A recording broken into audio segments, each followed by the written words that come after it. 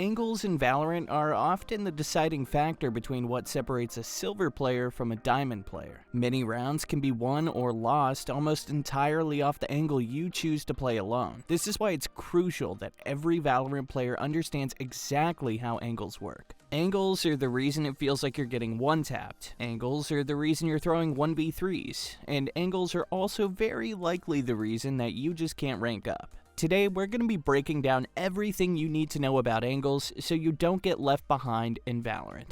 We're going to break down everything from on angles and off angles, how to find good angles that are not just going to win you rounds, but win you games. After this video, you'll know everything you need to know about picking your fights in Valorant. And for everything else you need to climb ranks and improve fast, there's SkillCapped. We take the highest priority skills to climb ranks fast, like aiming, and then break it down into a step-by-step course that's easy to understand. You'll not only learn the basics like crosshair placement and how to master your movement, but also more advanced concepts like getting more multi-kills and repositioning. These courses have been getting 5-star ratings from users just like you, raving at how helpful they are. That's not all though. Every week, we release 6 brand new VOD reviews where Radiant coaches teach you how to climb out of the exact rank you're stuck in. And if you're looking for something more personal instead, we've got you covered with our new one-on-one coaching at our SkillCapped Discord. I'm sure all of this seems too good to be true. Well, don't worry. We're backed by a rank up guarantee. If you don't significantly improve while actively using SkillCapped, you get your money back. No questions asked. So, what are you waiting for? Click the link in the description below and get the rank you've always wanted.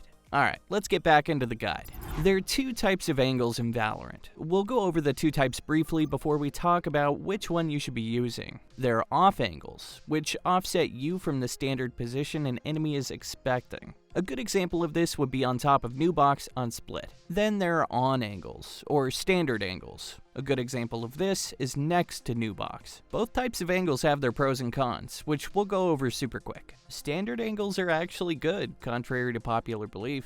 If you really think about it, these angles are the most commonly played spots for a few reasons. The reason standard angles are in fact standard is because of a few factors: survivability, tradability, and angle isolation. Let's break each of these down real quick for you guys. Standard angles, such as next to new box on split, have very good survivability odds, and lots of room to play around if you like to re-peek or jiggle the angle. The difference here is with the off angle on top of new box. Your only option here once you're peaked is to take the fight or fall off the angle. The next factor is tradability. Let's take a look at Ascent A site here. When you're playing this off angle, the tradability factor is extremely low. The reason being, if your teammates are playing towards generator and you get peeked from the left side of it, it's almost impossible for your team to trade you out. When you're playing the angle behind dice, your teammates are generally able to swing one side of generator, or even from heaven, to get a pretty clear angle on the majority of A main. And that quickly ties into angle isolation. When you're peeking from standard angles or off angles, there will always be some form of angle isolation. To put it simply, how many angles and potential fights are you exposing yourself to at any given time? If you're exposing yourself to multiple angles at a time, it doesn't mean the angle's inherently bad based on the abilities in your agent's toolkit.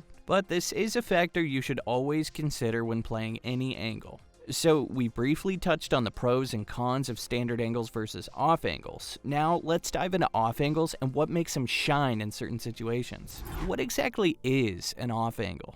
Simply put, an off angle is a position you put yourself in with the main factor of surprising your opponent, and also forcing them to make a drastic movement in their aim in order to actually engage in a fight with you. Off angles are almost always the play in most situations. Taking your opponent off guard can easily determine the factor of who's winning the fight, so always keep that in mind. Off angles truly shine in 1v1 scenarios, due to the fact that you don't have to worry about tradability, and most of the time, you don't even have to worry about escaping the angle after the fight. Are off angles always good?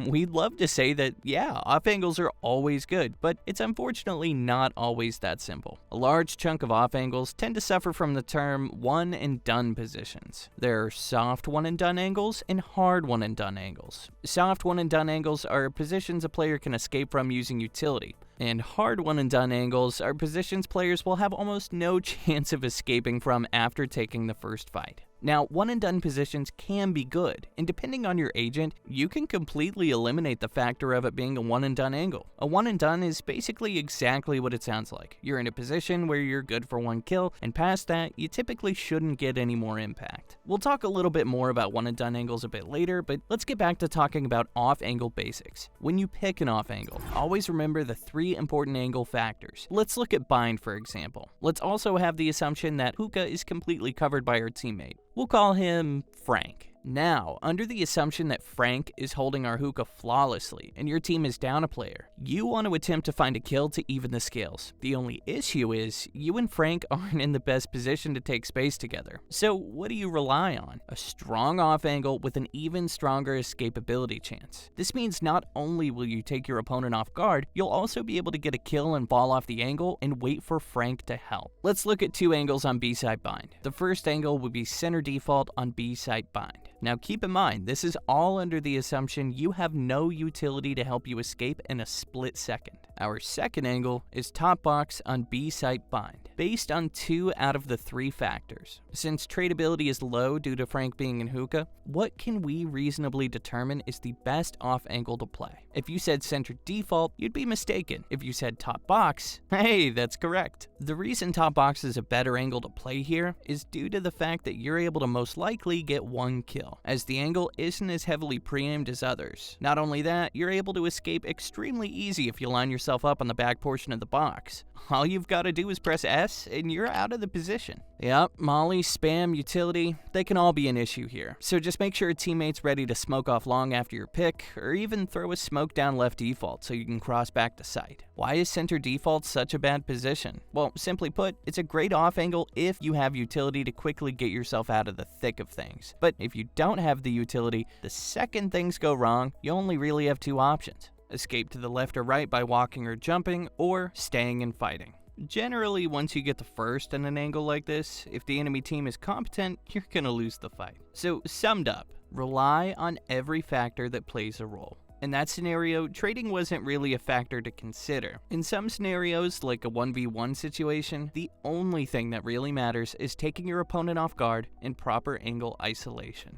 We already talked about angle advantage a bit, but we'll touch on it briefly just a bit more to help you guys understand in case you're having trouble grasping the concept. Angle advantage, to put it simply, it's just putting yourself at an advantage in the next fight. But what makes an angle advantageous? A few factors: room to play around, surprise factor, and distance from a standard pre-aimed angle. In Valorant, you will almost never see an angle that's never been played before, unless you're playing against the likes of Grim. So keep in mind that no angle is never going to not be pre-aimed. With that in mind, pick a place you have yet to play during the match. This will give you a surprise factor. And from here, find out how far away the nearest commonly played angle is. This is going to determine how far an average player will have to adjust their aim to hit you. And finally, determine what kind of cover advantage you have. Are you able to quickly duck behind cover? Are you a sitting duck once you start taking the engagement? These are all factors to consider when thinking about the advantage the angle you've decided to play gives you. Elevation changes. Elevation changes are also a great tool to include. We included this earlier with B-site bind sitting on top of the box, and also with split sitting on top of new box. Both of these require the enemy to aim in a vertical manner, which generally most players tend to be much weaker at quickly adjusting and incorporating vertically at the same time. So keep the elevation of the angles you're playing in mind as well. It could genuinely help your odds significantly more if done correctly. Now, this factor is easily one of the most important factors to consider when playing an off angle. Duelists generally have mobility in their kit. It allows them to fight from an off angle and completely ignore the fact that generally it's a one and done angle. For example, think about Jett's dash, quickly taking fights in horrible spots for the average agent to escape from, but getting out simply due to their mobility. You can also incorporate elevation gain into these fights with some utility like Raised Satchel or even Omen TP. Just always try to remember, when you're picking an off angle, always consider what type of utility you have that could help you escape the angle if you absolutely need to.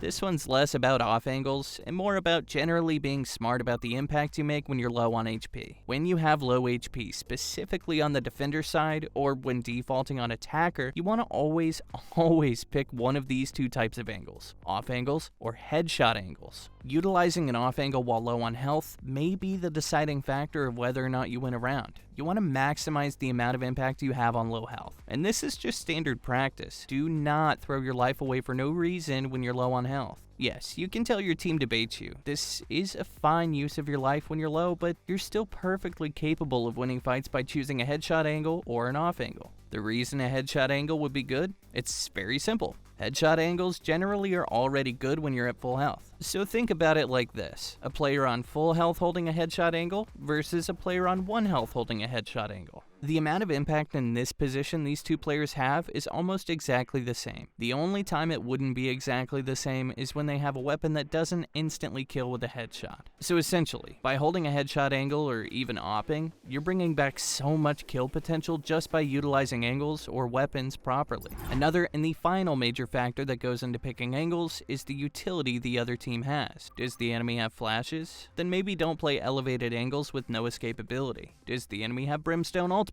Maybe don't play on or near generator or ascent A site or in hell. Does the enemy have sky ultimate? Maybe don't play an angle like so close on ascent, seeing as the squids will spot you and you'll most likely get utility dumped. There's a lot of factors that go into determining what angle to play, and trying to play around their utility and numbers all at the same time. We do want to stress, you shouldn't try to overthink it. Just because an enemy has a piece of utility, it doesn't necessarily mean it'll completely thwart your plans. But do consider it, and try to avoid playing in positions where a single piece of utility, a piece of utility that's very commonly used in your position, will most likely lead to you dying. This was just a glimpse of what we have to offer. Over at SkillCapped, we've got you covered with dozens of tailor-made courses that'll teach you everything you need to know about climbing in Valorant. We'll teach you everything you need to know about mastering your mechanics, so you can start playing at an immortal level in absolutely no time. Along with this, we also upload tons of VOD reviews each week that our coaches record from looking at players just like you. So rather than just paying for one $200 coaching session on some other platform, you can get access to hundreds of sessions for just a few bucks. Not only that, but our coaches are also at the ready in our Discord to take a look at your gameplay and tell you exactly what your issues are. You can use the link below for a discount on your purchase today. And other than that, we here at SkillCapped want to thank you all for watching, and we'll catch you in the next one.